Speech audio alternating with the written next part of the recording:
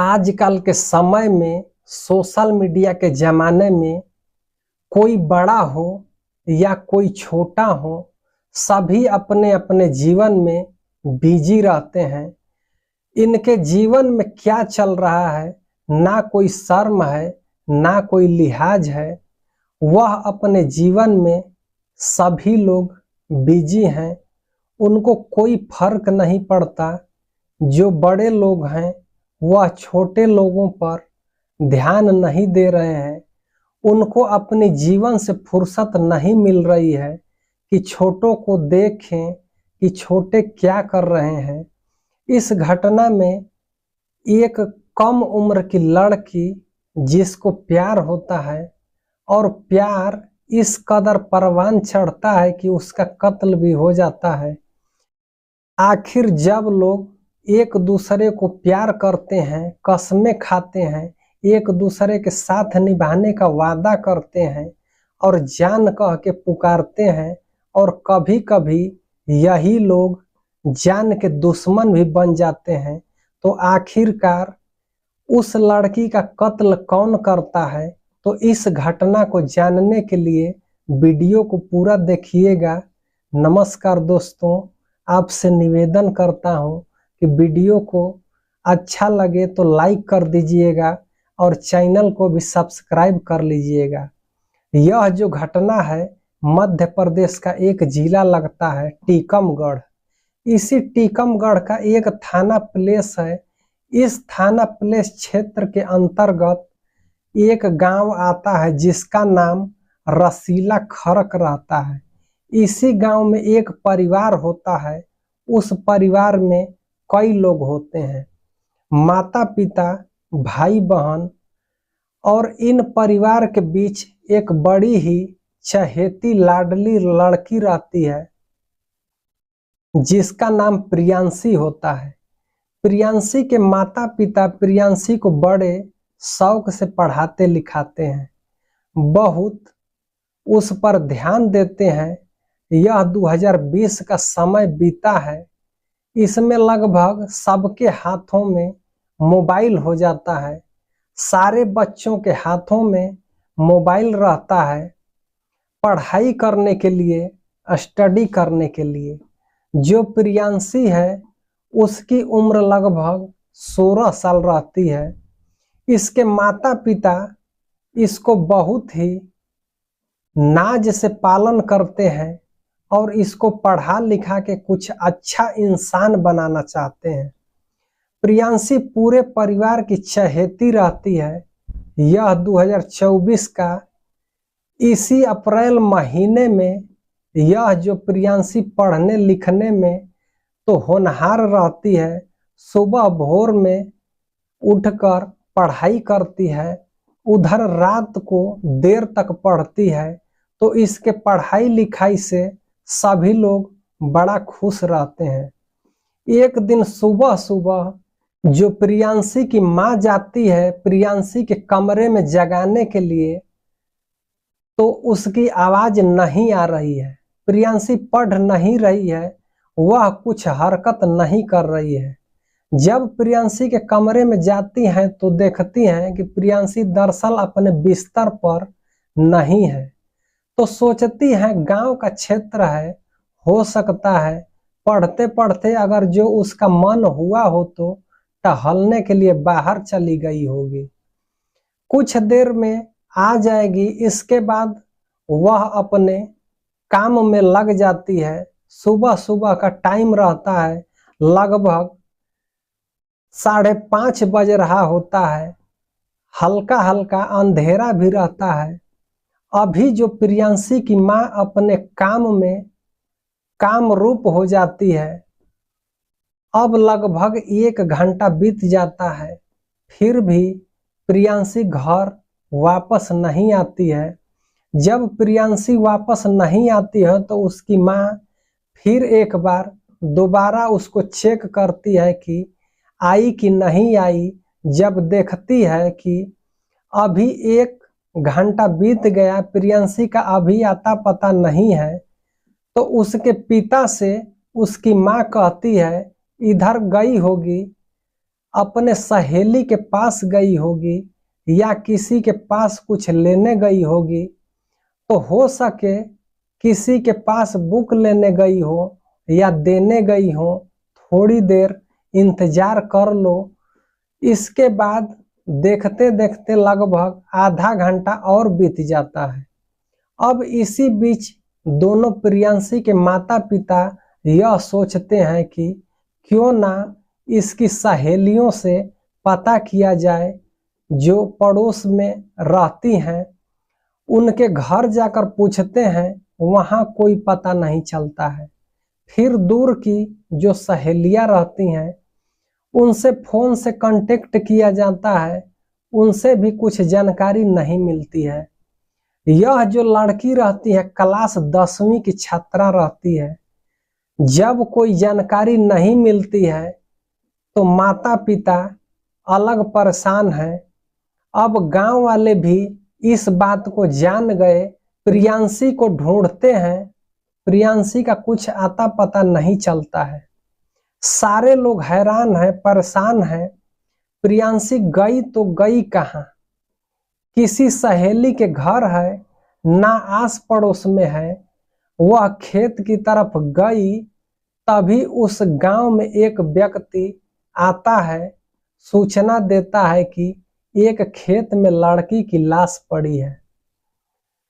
जब ऐसा उस गांव वाले सुनते हैं तो पहले तो उस खेत में भाग के जाते हैं, और जब उस खेत में जाते हैं तो यह भी लोग जाते हैं, प्रियांशी के माता पिता भी जाते हैं।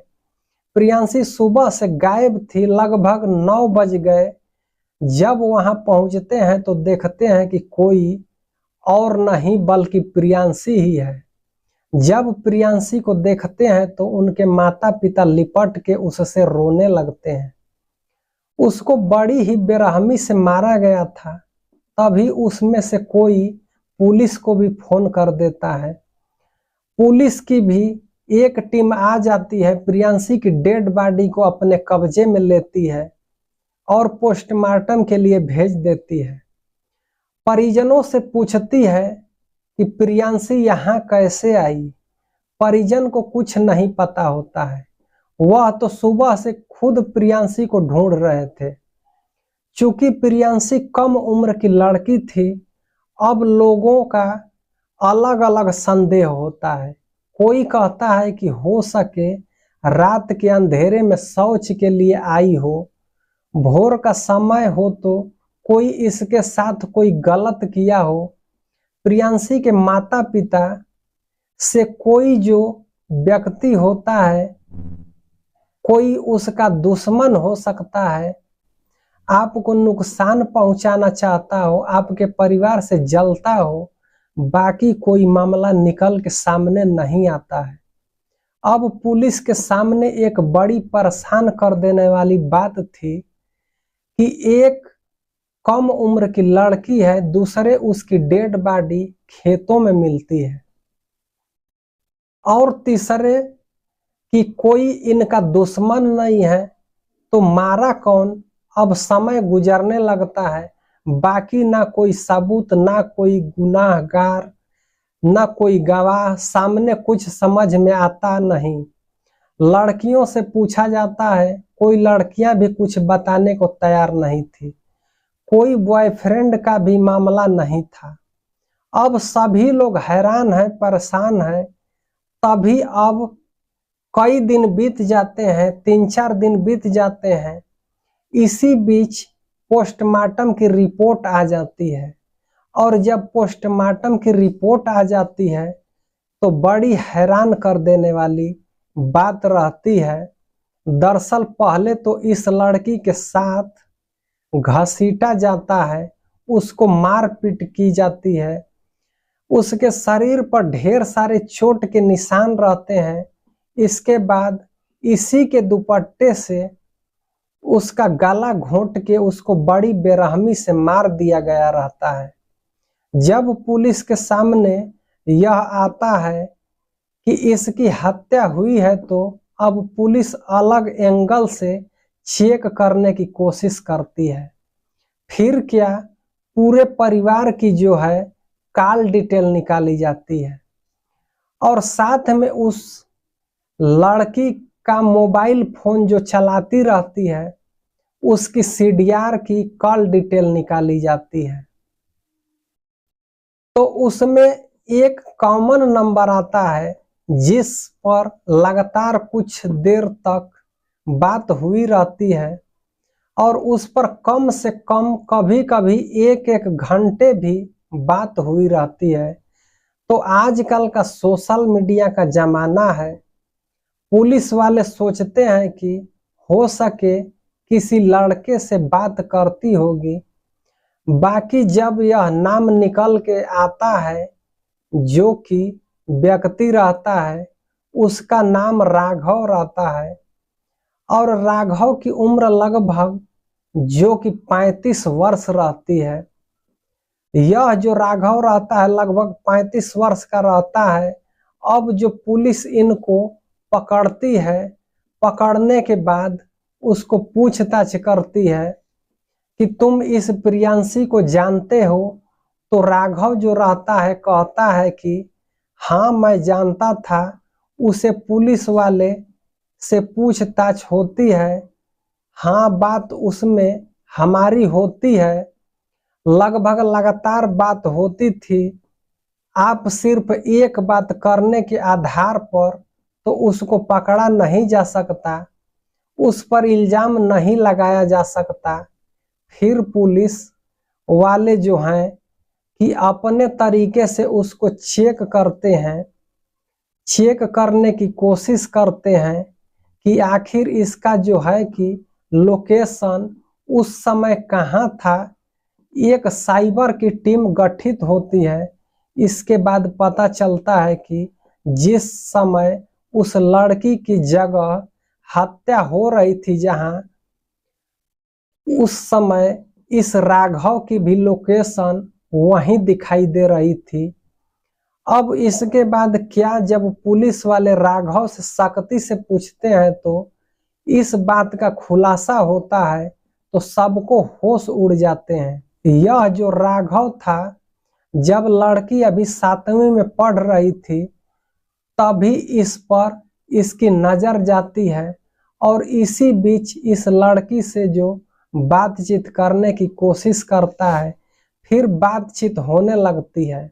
धीरे धीरे साल बढ़ते रहते हैं और इस लड़की से जो बातचीत आगे बढ़ने लगती है। अब 2020 का समय आ जाता है, बच्चों को मोबाइल फोन मिल जाता है। इसी मोबाइल फोन के जरिए जो कि नंबर साझा हो जाता है। अब इस आदमी के कंटिन्यू बात करने लगती है। जो राघव रहता है लगभग 35 साल का होता है, प्रियांशी से बात करते करते धीरे धीरे 2-3 साल का समय बीत जाता है। अभी 2024 आ जाता है। जब 2024 आ जाता है तो यह जो राघव कहीं ना कहीं उस लड़की पर शक होने लगता है, शक करने लगता है कि कैसे अक्सर मुझसे बात जब फोन पर रखती है तो उसका फोन अक्सर बिजी रहता है। तो अक्सर इसका फोन जो है कि दूसरे दूसरे वेबसाइट पर चलाती रहती है, एक्टिव रहती है। अब बार बार यह राघव जो है कि लड़की से जो 16 साल की रहती है प्रियांशी से पूछने की कोशिश करता है कि आखिर तुम कहाँ बात करती हो, तुम्हारा कोई तो नहीं। बाकी जो प्रियांशी इस बात को मुकर जाती है कि एक दिन राघव उसे कहता है कि ऐसा है कि मुझसे मिलने का बड़ा मन है, तुम अगर आ जाती तो 5 मिनट में तुमसे मुलाकात कर लेते। तभी प्रियांशी उस समय जगी रहती है, पढ़ रही होती है। उस समय वह फोन पर बात होती है और प्रियांशी खेत में जा पहुंचती है। उससे मिलने के लिए जब वह जाती है तो तुरंत पहले वह प्रियांशी का फोन लेता है और चेक करने लगता है। चेक करता है तो पता चलता है कि कई लोगों से चैट पर बात की रहती है, कई लड़कों से, और एक नंबर ऐसा मिल जाता है जिससे कि यह पता चल जाता है कि यह तो गांव का ही लड़का है, अवधेश। इसकी उम्र जो रहती है 19 साल रहती है। पूछता है कि यह कौन है, तो बताती है कि ये हमारे पड़ोस का ही है और उससे बात करूंगी, उससे तुम्हारा क्या जाता है, मुझे तो तुमसे शादी नहीं करनी है, तुम मुझसे टाइम पास कर रहे हो, मैं भी तुम्हारे से टाइम पास कर रही हूँ। जब ऐसा प्रियांशी उस राघव से कहती है तो जो राघव का तुरंत दिमाग फिर जाता है, प्रियांशी से मारपीट शुरू कर देता है, वहीं उसको थप्पड़ थप्पड़ मारता है तो उसके बाल को नोचता है और उसका गुस्सा इस कदर आगे बढ़ता है कि उसी की चुन्नी को लपेट के उसका जो है कि गला दबाता है। इतना देर तक गला दबाता है उसका चुन्नी से, प्रियांशी का दम निकल जाता है। जब प्रियांशी मर जाती है तो राघव घबरा जाता है कि यह तो मर गई, अब क्या करूं। उसी खेत में उसको छोड़ के घर भागता है। वह तो सोचता है कि कभी मैं पकड़ा नहीं जाऊंगा, पर हर गुनहगार यही सोच के अपना गुनाह करता है कि मैं पकड़ा नहीं जाऊंगा, पर हर गुनाहगार के पीछे कुछ न कुछ ऐसा छूट जाता है कि जिससे कि वह पकड़ा जाता है, जेल में चला जाता है। उसको कौन सी सजा मिलेगी अब तो यह सरकार तय करेगी। और भी लड़कों से चैट जो हो रहा था और भी लोगों के चक्कर में यह जो प्रियांशी अपने जान से हाथ धो बैठी, कम उम्र की लड़की, इसके माता पिता का जो सपना टूट गया। तो इस घटना को सुनाने का मेरा मकसद यह नहीं था कि किसी की भावनाओं को ठेस पहुंचाया जाए, किसी को आहत किया जाए, बल्कि इसलिए सुनाता हूं कि आप लोगों को जागरूक किया जाए, आप लोगों को सचेत किया जाए। एक 35 साल का आदमी वह चाहता तो अपनी उम्र की लड़की से विवाह करके अपना घर बसाता, बाकी एक कम उम्र की लड़की के पीछे पड़ने का, सिर्फ उससे बात किया तो उसको बहला फुसला के उसके साथ समय व्यतीत किया, उसके साथ संबंध बनाया, बल्कि उसको अंधेरे की तरफ ले गया, अपना भी जीवन बर्बाद कर लिया और हमेशा के लिए जेल के सलाखों के पीछे चला गया। तो अब यह जो सोशल मीडिया का जमाना है, इस पर ना कोई उम्र देख रहा है। बाप मोबाइल चला रहा है, वहीं बेटा भी अपने मोबाइल फोन पर चैट कर रहा है, बात कर रहा है।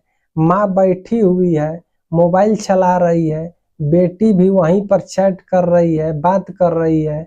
तो ऐसी घटना इसलिए सुनाया जाता है कि इस घटना को जानने के बाद आप लोग ऐसी गलती ना करें, आप लोग अपना ख्याल रखें, अपने परिवार का ध्यान रखें, अपने बच्चों का ध्यान रखें। दोस्तों, मिलते हैं किसी और वीडियो में। धन्यवाद।